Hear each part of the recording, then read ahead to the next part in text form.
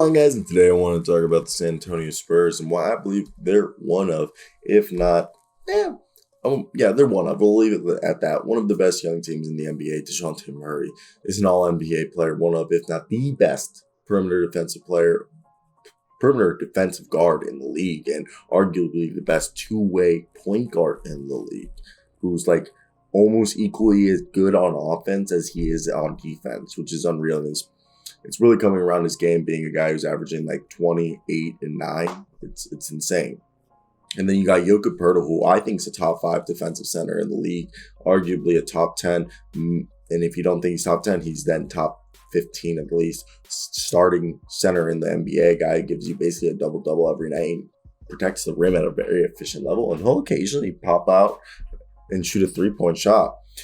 And I know Derek White's gone, but you got Keldon Johnson at the power forward spot, who, is the perfect two-way power forward, going the same vein as Miles and Mikal Bridges, as, these guys who play the forward spot. And it works out very well because they have Devin Vassell and Lonnie Walker, and it works out, and Joshua Primo waiting, of course. And it works out really well for them because you look at it and you're like, okay, so they have a lot of options here at the wings and forward because, they run Doug McDermott at the wing with now like Josh Richardson, Romeo Langford backing up Doug McDermott. I want to hear your thoughts down below. What do you guys think of this team in the comment section? We're just going to go in a deep dive about them. So Doug McDermott shoots the threes, and he's great at it. He's one of the best curl three-point shooter, catch and shoot three-pointers in the league. And then Josh Richardson gives you a 3-and-D guy off the bench. Romeo Langford's another young defensive guy who's got a body on him, and he can play more of the forward spot, backing up, Keldon Johnson. And bates-diop does that, but it's fine. And Devin Vassell starts at the shooting guard spot with Lonnie Walker backing him up and Joshua Primo. But really with Devin Vassell, Doug McDermott, Keldon Johnson. Well, let me restart this. Devin Vassell, Doug McDermott, Keldon Johnson, Lonnie Walker, Josh Richardson, Bates, Joshua Primo, and Romeo Langford. They have 6 guys that can go in the quote-unquote wing and forward spots, basically the shooting guard and small forward positions, and alternate. Literally, Devin Vassell, Lonnie Walker, Joshua Primo. Primo doesn't play as much, but you get what I mean. Doug McDermott, Richardson, Langford, and Johnson, and bates-diop all can just, those 3 positions right there, they can just interchange and have so many lineups where if you want more shooting, you can put out, like Vassell, McDermott, and maybe even just Lonnie Walker if you think Walker's the better shooter than Keldon. I think Keldon's the better, or you want to go big, you go Richardson, Langford, and Johnson, okay? And then they got DeJounte Murray, who's awesome. Trey Jones is a pass-first, defensive-first guard who had a big game, has an occasional big game sometimes. And big game, I'm not saying anything insane, just where he hits his shot, he does a little more than he usually does. And they get Tomas Stanorowski, team that loves foreign guys. Tomas Stanorowski, correct me if I'm wrong, isn't he Croatian? And he is a guy who, he's playing in the NBA, he's 6'7", so he can he can play the 1 through 3 and guard the 1 through 3. And now I'm really confused. Is Tomas Stanorowski Croatian? Correct me if I'm wrong. I'm Googling this right now. And he is from, he's Czech. He's Czech. Okay. And because he's from Prague. But, I really like Tomas. This guy is going to come in for this team and I think can easily give them, I think his numbers with the Bulls last year are more indicative of what he's capable of at his height.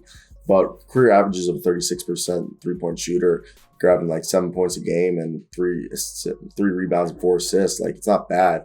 This team's deep, and I think they have a lot of talent out here that can mesh well. I mean, they'll make the play in with, Zach Collins. Literally, I love Jokic Poeltl being backed up by Zach Collins, who can stretch the floor. If they want to go big, they can put Zach Collins next to Jokic Poeltl, then Keldon Johnson, then Devin Vassell, then DeJounte Murray, and they're messing shit up. It's unreal. This team has, a lot of, options on this that they can play with, and I think that's something that is really fun to watch. And I think they do like the fact that they're able to do that. I think they're, in my opinion, one of the, I think once Gregg Popovich gets his piece, I think they just need another 20-point scorer next to DeJounte. I really think that's all that is left is, I agree, DeJounte needs another guy next to him, okay? Nobody wants to be playing fiddle with themselves, okay? DeJounte's the 20-point scorer, but they need another guy who's an insane scorer. And you go okay, let's get somebody in the draft. I know, that'd be nice, but imagine if they could trade for a Chris Middleton. I know they wouldn't trade, but they're more of a team, they'll sign somebody. But I really do hope they swing for the fences and make a move because the amount of talent here is because Zach Collins is backed up by Jock Landale. So they literally have 3 centers who can do the same thing rebound, protect the rim, and stretch the floor. And Jokic, Zach Collins, and Jock Landau.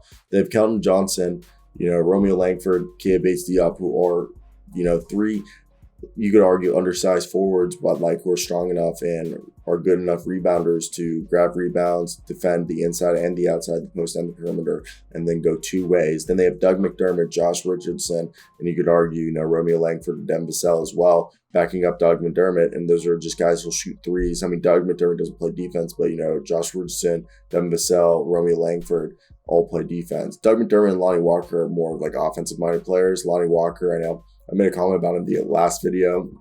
That was the reason why the video isn't on the internet anymore. I made a joke. I make jokes all the time. So I want to apologize for anyone who was offended by the joke. Lonnie Walker, he has a reluctancy to play through contact or to draw fouls. And he comes off a little bit soft. And whenever he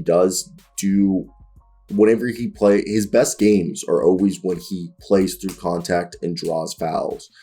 But then he goes back to reverting to the guy who strays away from contact.